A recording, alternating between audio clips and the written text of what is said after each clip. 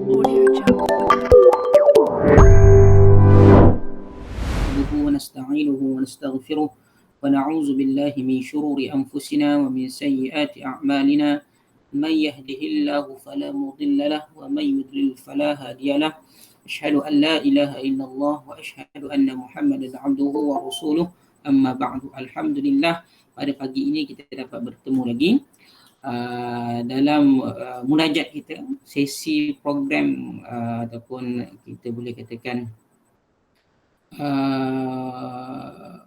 program yang bersifat untuk memperdekatkan diri kita kepada Allah Subhanahu Wa Taala, di samping untuk kita bermuhasabah diri kembali atas apa yang telah berlaku di dunia ini musim-musim Covid ni kan, dan sempena program ni pun memang program yang berbentuk untuk muhasabah dan munajat kita untuk Allah mengangkat kembali Covid-19 ini dan Allah permudahkan jalan-jalan kita dan mempermudah urusan-urusan kita sepanjang Covid ini. Alhamdulillah, pada minggu lepas kita tak sempat buat kan.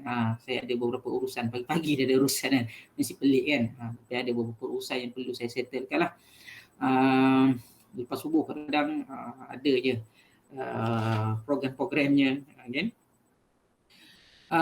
Pada hari ini kita sambung balik kita punya munajat. Kalau saya tak ada sekalipun boleh untuk buat sendiri-sendiri kan. Tak semestinya perlu ada. Tak semestinya perlu ada je ustaz bersama-sama kan.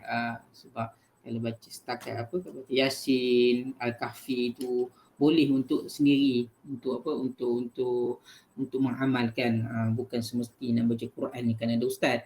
Melainkan kalau tak faham, kalau tak tahu tak tahu baca Quran, kalau tak tahu baca Quran tu kena belajarlah. Yang dah tahu tu tak semestinya nak menunggu ada ustaz baru kita nak membaca Al-Quran, baru kita nak berzikir. Banyak sekarang ni zikir-zikir bacaan Quran dalam handphone tu banyak. Cuba tengok dalam Play Store tu kan. Kalau yang Android tu Play Store lah. Yang Apple entah saya pun tak tahu apa benda kan. Dia punya apps dia kan. So dalam Play Store tu banyak zikir-zikir. Lepas tu bacaan ayat Al-Quran pun ada. Yang terbaru saya tengok tu apps berkenaan dengan hafalan ayat Quran. Hafalan ayat Quran. So boleh digunakan, Muslim pun ada apps dia. So boleh dengar. Dan kemungkinan besar kalau kita tak nak baca pun, dia secara tidak langsung kalau kita selalu dengar, mulut kita ni akan terikut secara automatik. Ni pernah dengar lah kan, kalau kita dengar dekat tempat-tempat lain lah. So Hisnul Muslim lah. Hisnul Muslim, Maksurat, ada apps dia untuk dimainkan, selalu dimainkan. So itu salah satu daripada kemudahan teknologi. Gunakan kemudahan teknologi itu kepada kebaikan, insya-Allah. Sebelum kita bermula baca ayat Yasin dan kita punya surah Al-Kahfi, kita akan seperti biasanya kita akan memperuntukkan sedikit waktu tu untuk sedikit perbincangan, iaitu yang saya bawa setiap hari, setiap minggu itu kitab Bidayatul Hidayah. Saya suka review balik, cerita balik kitab Bidayatul Hidayah, memperingatkan kembalilah para pendengar. Kitab yang saya bawa Bidayatul Hidayah karangan Al-Hujjatul Islam Imam Ghazali. Sebab apa selalu saya kalau sebelum tazkirah ni saya sentuh tentang nama kitab dan nama pengarang ni, sebab kalau tak dapat banyak pun dalam dari tazkirah saya ni dapat nama kitab dengan nama penulis kitab ni pun dah alhamdulillah lah kan. Tak dapat banyak pun dapat ini pun alhamdulillah. Kalau dapat banyak tu lagilah alhamdulillah lah. Okey. So ini salah satu daripada kitab yang dilihat komprehensif lah dalam kita untuk nak menggapai ataupun kita nak mencari hidayah daripada Allah Subhanahu Wa Taala. Sebab hidayah tu kita kena cari. Bukan hidayah tu dapat je tu tanpa ada kita punya usaha. Dan salah satu usaha kita untuk mendapatkan hidayah daripada Allah Subhanahu Wa Taala adalah dengan dengan belajar, dengan membaca. Dan salah satu kitab yang saya tengok, nama pun dah Bidayatul Hidayah, permulaan bagi jalan hidayah. So ini kalau kita tengok ni, kalau kita betul amalkan apa yang disebut dalam kitab ini, insya-Allah kita akan insya-Allah Allah akan mempermudahkan jalan kita untuk menerima hidayah daripada Allah Subhanahu wa taala. Mungkin lepas ni boleh cari kitab ni dekat apa, dekat kedai-kedai buku ke, dekat Shopee ke, Lazada ke, memang dah ada dah. Ini saya punya terbitan ni terbitan lama dah ni. Terbitan baru ni mungkin dia punya bahasa tu dah diharmonikan, dah dicantikkan lagi bahasa. So mungkin lagi faham lagi.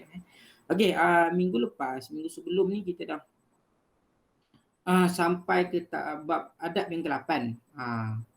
Fasal yang ke-8 lah, saya kata fasal yang ke-8 dalam adab-adab melaksanakan ketaatan. Masih lagi dalam adab-adab melaksanakan ketaatan. Poin penting dalam kitab ni disebut berkenaan dengan cara nak mendapat hidayah adalah dengan yang pertama ada adab melaksanakan ketaatan. So dalam adab-adab ni kita baru masuk fasal yang ke-8. Dan yang kedua untuk mendapat hidayah adalah dengan kita meninggalkan segala kemaksiatan. So ini dua poin penting lah dalam kita nak yang ditulis oleh Imam Ghazali dalam seseorang itu hendak mendapatkan hidayah daripada Allah Subhanahu wa taala. Dua poin penting. Ini je dua poin penting. Tapi perbahasannya panjanglah. Sebab satu poin berkenaan dengan adab melaksanakan ketaatan ni pun kita tak habis lagi. Sebab kita baru masuk fasal yang ke-8, iaitu ada adab selepas terbit matahari sampai ke waktu gelincir matahari. Ini disebut Imam Ghazali lah. Sebab adab yang ke-7 dia cerita tentang adab bangun subuh, adab masuk ke dalam masjid. Dalam adab ke-7 itu, adab masuk ke dalam masjid itu disebut berkenaan dengan kita duduk selepas sembahyang subuh itu sehingga terbitnya matahari kan. Sehingga terbitnya matahari. Apa amalan-amalannya yang sepatutnya kita laksanakan. Kalau dalam sunnah Nabi dia duduk dalam masjid dulu. Lepas tu dia bahagikan waktu dia kepada 4 bahagian. Selepas subuh itu sehingga nak tunggu matahari dia bahagikan waktu dia kepada 4 bahagian. Ni saya review balik . Yang pertama berdoa, bahagian kedua dia berzikir, bahagian ketiga membaca Quran dan seterusnya bertafakur. So tafakur tu adalah beberapa poin yang disebut dalam bertafakur. Bagaimana apa yang perlu difikirkan dalam bertafakur. Dalam bertafakur selepas daripada semayang subuh sehingga nak menunggu terbitnya matahari. So boleh cari buku ni . Bagi saya buku ni kalau dapat cari lagi cantik lah. So kita boleh baca balik, boleh review balik. Sebab kalau sekadar dengar saya cakap ni mungkin akan hilang lah. So kalau ada buku tu lagi cantik lah berbuku. Okey. Yang mana minggu sebelum ini kita dah sentuh berkenaan dengan bila dah naiknya matahari. Bila dah naiknya matahari ada beberapa solat yang perlu dilaksanakan lah. Ni selalu kita dengar ni. Salah satu dia solat isyraq. Ada ulama' dia kata sama je isyraq dengan duha ni. Ada ulama' tidak, dan amalan kita dekat Malaysia ni dia membezakan antara solat sunat isyraq dengan solat sunat duha kan. Tapi kalau kita perbahasan solat sunat duha ni sebaiknya kita laksanakan selepas matahari itu telah naik segala. Selepas matahari itu telah naik segala. Kalau kebiasaannya dia kata kalau dalam unit falak Jabatan Agama Islam Perak, Jabatan Mufti, unit falak di bawah Jabatan Mufti. Okey, dia menyatakan bahawa 30 minit selepas terbitnya matahari. Selepas terbitnya matahari 30 minit tu dah naik segala. Okay, selepas terbit matahari lepas subuh sehingga terbitnya matahari adalah waktu yang diharamkan untuk solat. Apa-apa solat. Melainkan solat-solat yang ada sebab. Sebab ada solat-solat sunat yang bersebab. Contohnya tahiyatul masjid. Itu dibenarkanlah. Okey. Dan juga solat sunat yang ada padanya sebab datang dulu baru kita kena solat. Itulah kalau tengok dalam kitab dalam kitab Allahu Akbar, Mukhtasar Latif disebutlah nama kitab disebut berkenaan dengan solat-solat sunat yang diharamkan, solat sunat yang dibolehkan selepas subuh. Iaitu salah satu solat sunat bersebab. Okey, dan bila dah naik satu galah baru kita bila dah terbit saja matahari boleh solat sunat isyraq. Boleh bila dah naik segala solat sunat duha. Dan yang pengarang kitab ni Imam Ghazali disebut dua solat sunat ni adalah dua solat sunat yang dinyatakan dua solat sunat yang hanya ada yang dinyatakan oleh yang dibuat oleh Nabi Muhammad SAW waktu inilah waktu sehingga daripada terbitnya matahari sehingga gelincirnya matahari.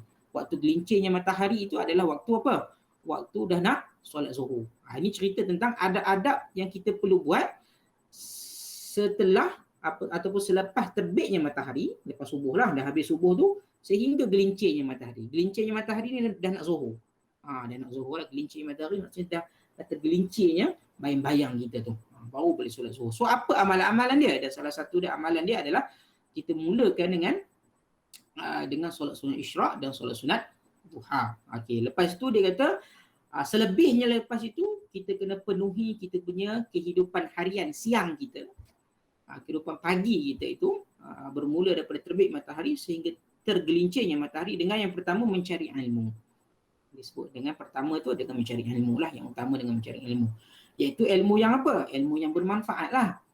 Jangan cari ilmu yang tidak bermanfaat. So Imam Ghazali tambahlah apa ciri-ciri apa itu ilmu yang bermanfaat. Imam Ghazali sebut iaitu ilmu yang menambahkan takut dirimu kepada Allah Subhanahu wa taala. Ni alhamdulillah lah kan. Ni kita berkesempatan. Sekarang ni saya rasa waktu dah terbitnya matahari. So kita mencari ilmu yang menambahkan takutnya diri kita kepada Allah Subhanahu wa taala dan menambahkan penglihatanmu terhadap aibmu. Yang pertama, apa yang disebut sebagai ilmu yang bermanfaat? Ciri yang pertama adalah ilmu yang boleh menambahkan takut diri kita kepada Allah Subhanahu wa taala. Mana-mana kita rasakan kalau kita belajar itu menambahkan rasa takabur kita kepada Allah Subhanahu wa taala, kepada sombong kepada Allah Subhanahu wa taala, maka itu bukanlah ilmu yang bermanfaat. Nanti dia akan perbahaskanlah tentang membukakan hatimu untuk mengenali macam-macam penyakit amalanmu. Ini salah satu riak lah kan. Okey, poin yang kedua berkenaan dengan ilmu yang bermanfaat. Ciri ilmu bermanfaat adalah menambahkan penglihatanmu terhadap aibmu. Maksud kita bila kita belajar sesuatu itu menyebabkan kita itu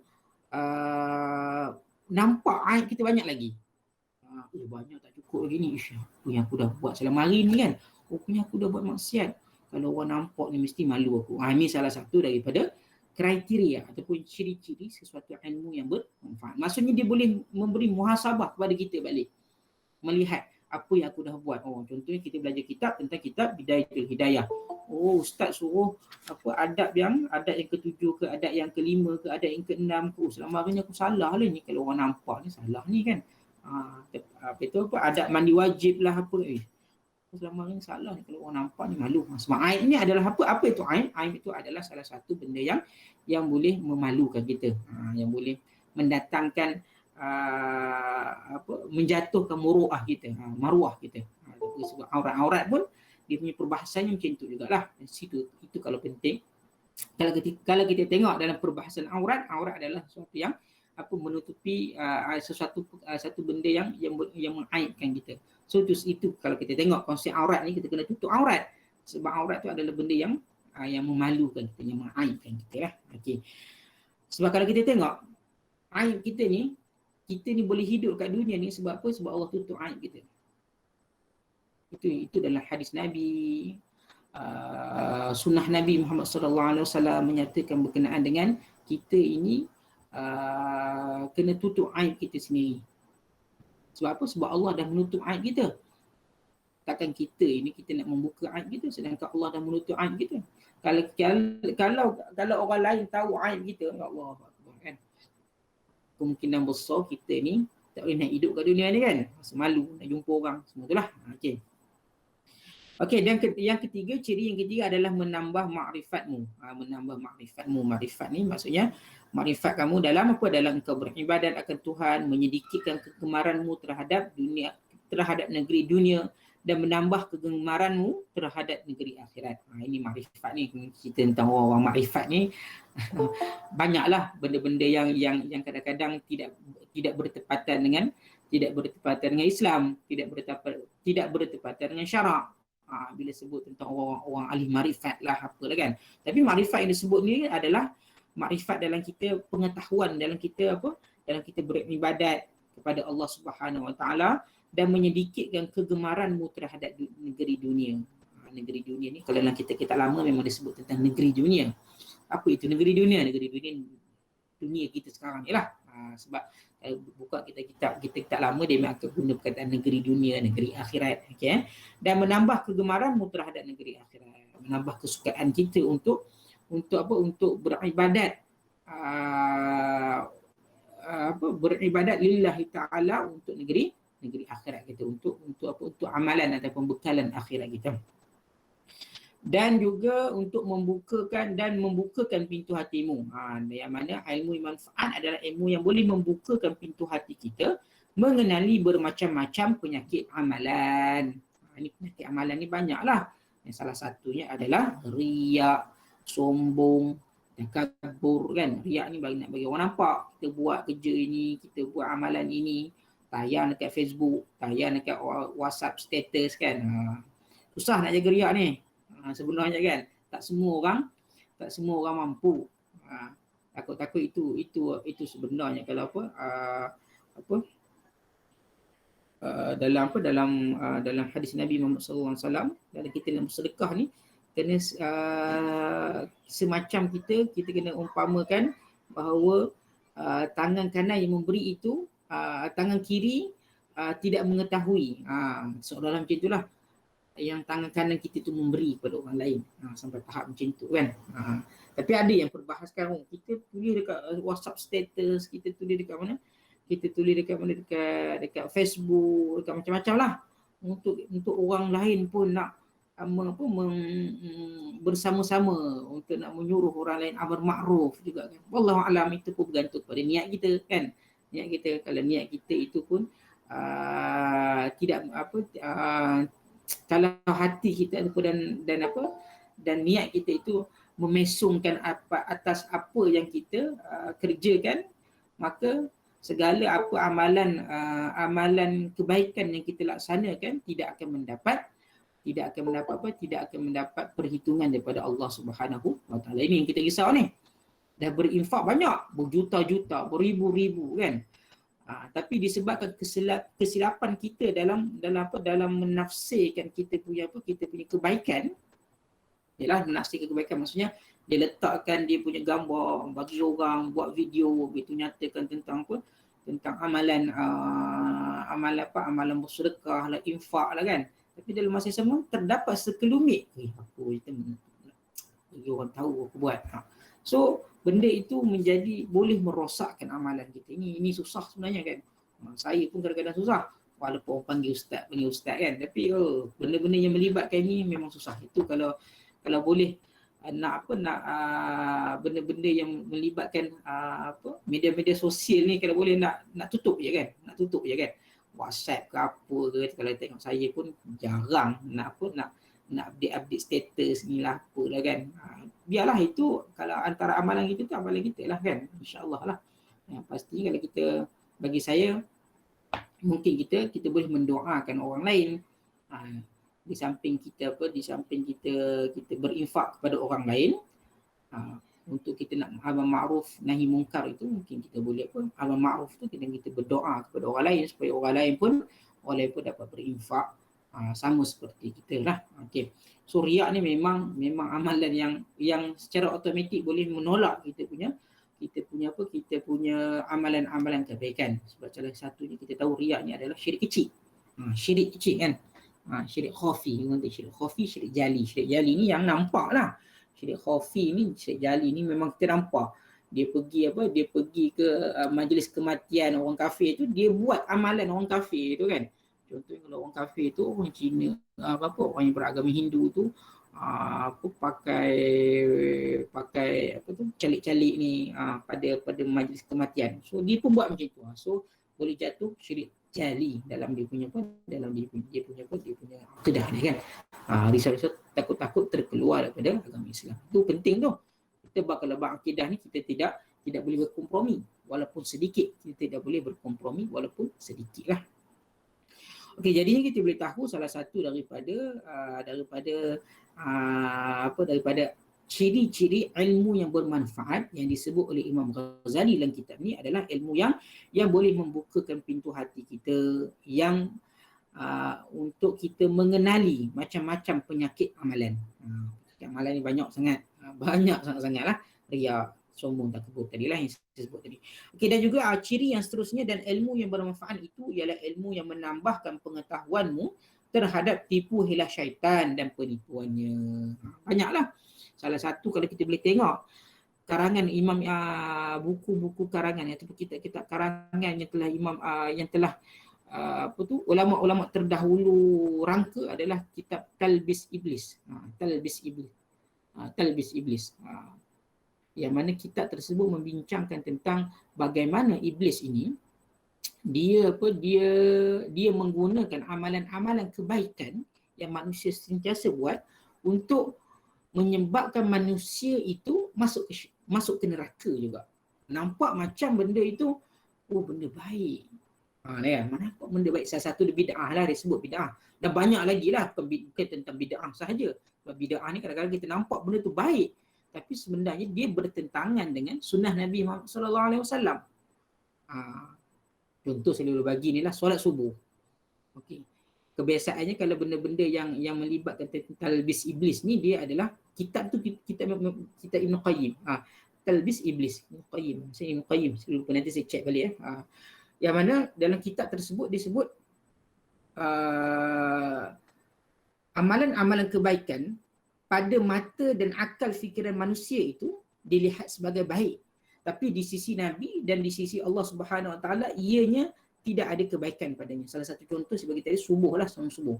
Pada syariat dia kata Allah Subhanahu Wa Taala mensyariatkan 2 rakaat subuh saja.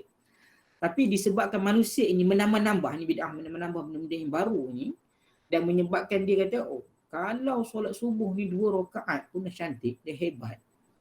Kan? Kenapa kita tak sembahyang subuh tu 10 rakaat? Lagi baguslah benda ni. Sedangkan benda tu dah bertentangan dengan sunnah dan syariat. So, nampak macam baik tapi benda tu tak baik. Itu bid'ah lah. Itu dah salah satu daripada cara iblis ataupun syaitan untuk memesongkan umat Islam. Supaya apa? Supaya dapat bersama-sama dengan dia di neraka nanti. Kita kena tengoklah apa dia amalan-amalan. So kita kena tahulah tipu hilah syaitan. So tipu hilah syaitan pun kena belajarlah apa dia. So salah satu kitabnya yang itu saya sebut dari kitab itulah Talbis Iblis. Okey, sehingga engkau arif dengan kehalusan penipuan syaitan. Kehalusan ni nampak benda baik tapi benda itu sebenarnya tak tepat pun. Ketika ia menggoda ulama suq. Ulama suq, ada pula ulama suq pula. Apa ulama suq ni? Suq ni apa ustaz kan? Suq ni jahatlah, ulama jahat. Okey. Dan berjaya menjadikan mereka sebagai sasaran kemurkaan dan kemarahan Allah Subhanahu Wa Taala. Ini yang selalu terjadi kepada para ulama, cendekiawan, pendakwah. Sekarang ni kita dah masak dengan isu-isu tentang pendakwah, PU lah, dai lah, imam muda lah kan. Yang kadang-kadang menggunakan atas dasar ataupun menggunakan tema agama untuk apa? Untuk memperlihatkan diri mereka itu suci, untuk menggunakan agama itu sebagai salah satu daripada teknik untuk mereka memperlihatkan diri mereka itu suci. Sesungguhnya benda itu adalah perkara yang mendapat kemurkaan dan kemarahan Allah Subhanahu Wa Taala. Banyak sekarang ni kan ulama pendakwah pun bercakaran di antara satu sama lain. Memang kita tak boleh nafikanlah pendakwah ni pun manusia. Pendakwah ni pun manusia macam orang biasa, ada sifat kemarahan, ada sifat ada sifat riak, ada sifat sombong, semua ada benda tu kan. Cumanya kita kadang-kadang mungkin kita boleh melihat pada side positifnya. Kalau kita melihat dia itu masih lagi melaksanakan benda-benda yang tak elok, so kita kena jauhilah.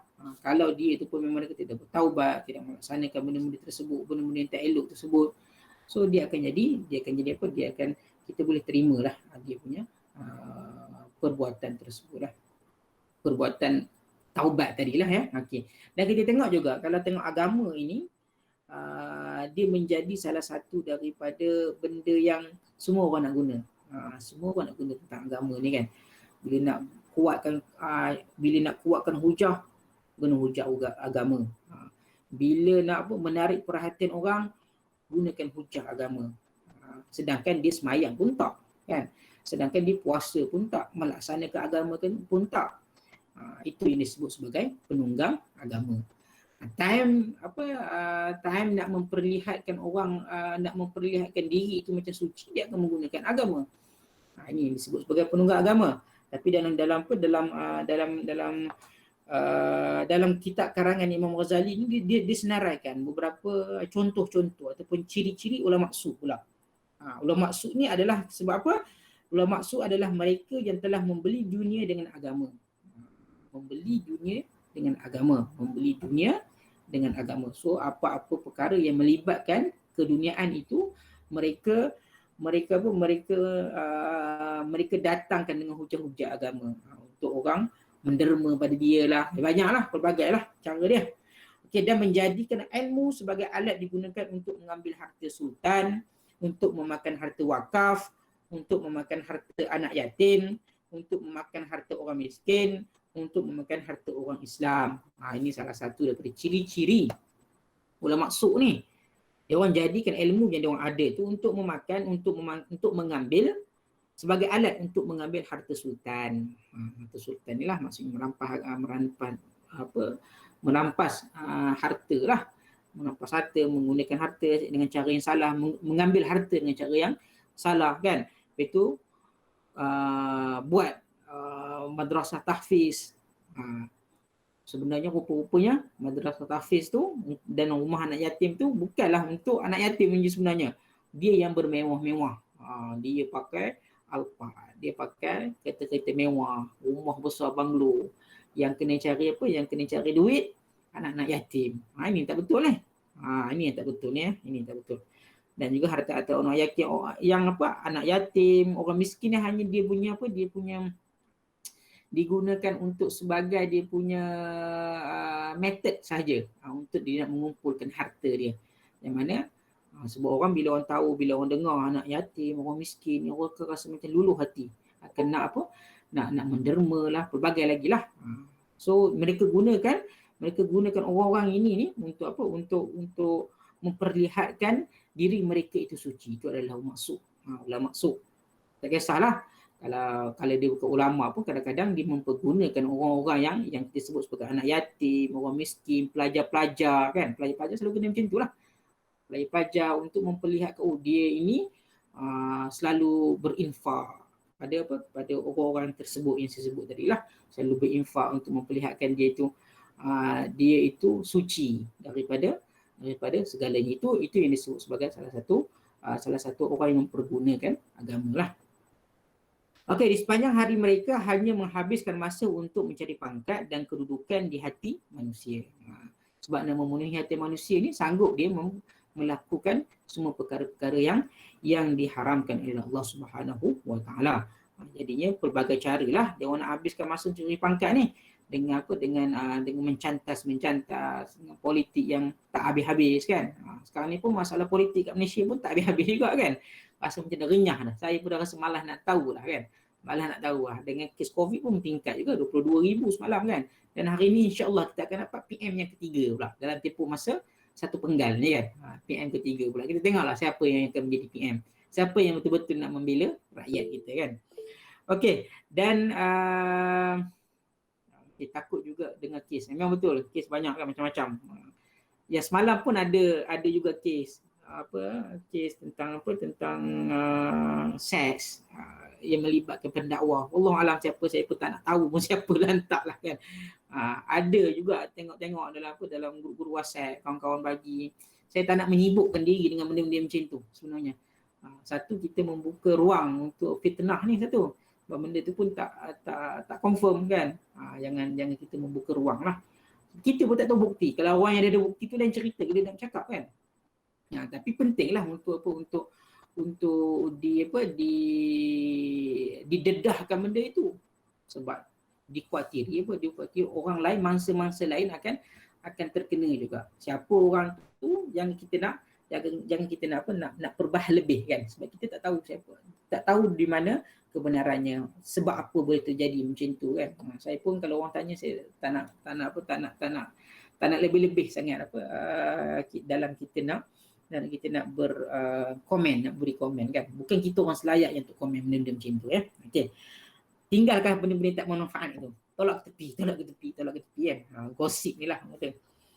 Okey, boleh kalau boleh ditinggalkan, tinggallah. Contoh yang itu memang tak ada bagi manfaat pada kita pun kan. Okey, kita tunggu sajalah mahkamah punya keputusan je lah. Salah satu yang memainkan peranan tu media sosial lah.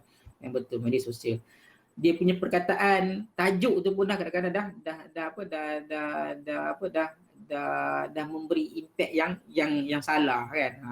Macam yang kisah yang semalam tu, dia guna perkataan ulama. Bila saya baca netizen punya komen tu, sampai ada yang menyatakan dia tu ulama.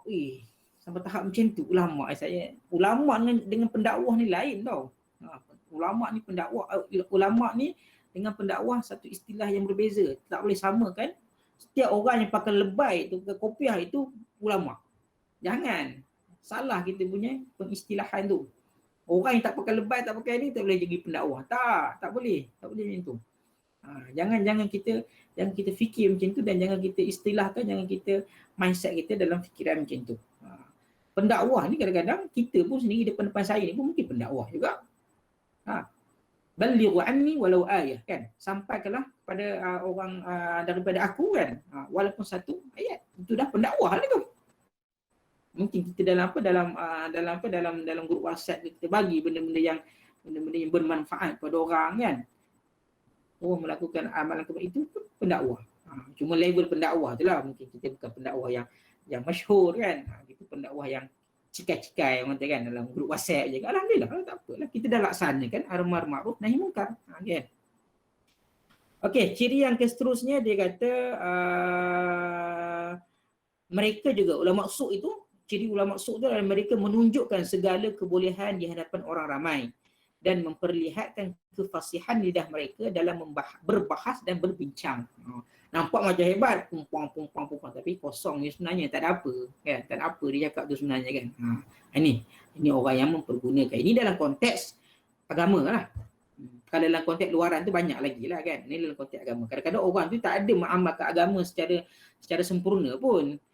Tapi dia gunakan dalil-dalil agama untuk apa? Untuk memperlihatkan diri mereka itu suci. Bagilah ayat Quran sikit kan. Ihdinas siratal mustaqim. Lepas tu dia tafsir macam-macam. Pang.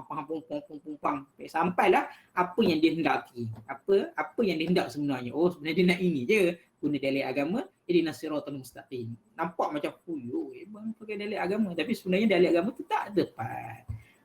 Itulah. Ini antara perbahasan kita pada hari inilah. Yang pertama berkenaan dengan ilmu yang bermanfaat itu apa, dan yang kedua ciri-ciri ulama su'.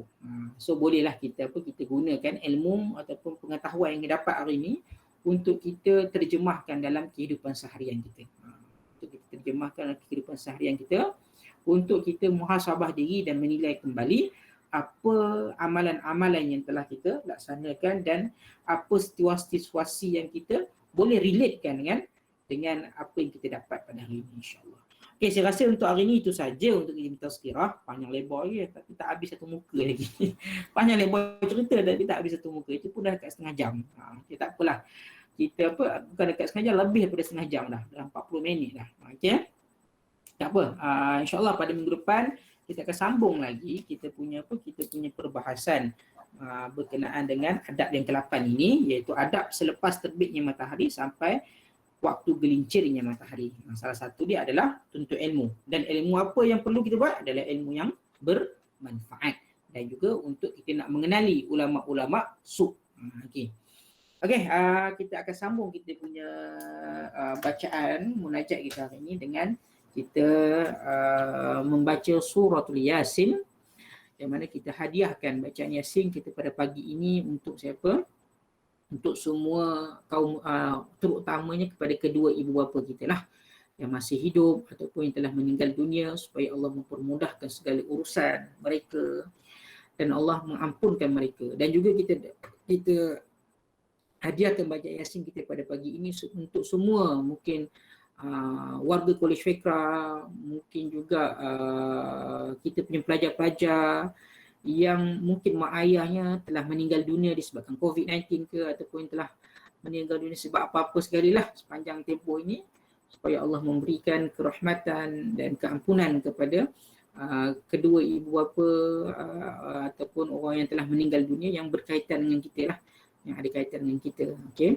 Dan juga supaya Allah mengangkat kita punya wabak COVID-19 ini dan menghilangkan terus COVID-19 ini dan dipermudahkan untuk kita menjalani kehidupan seperti sedia kala yang sebelum ini, sebelum 2 tahun ini kan.